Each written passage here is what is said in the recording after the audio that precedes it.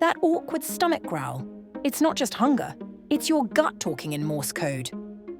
When you're hungry, your brain sends a signal to your digestive system. Muscles in your stomach and intestines start contracting like waves. It's called the migrating motor complex. This cleanup crew clears out leftovers and makes noise. And guess what? The growl is louder when your stomach's empty because there's no food to muffle it. So that growl is housekeeping in action. Fascinating, right?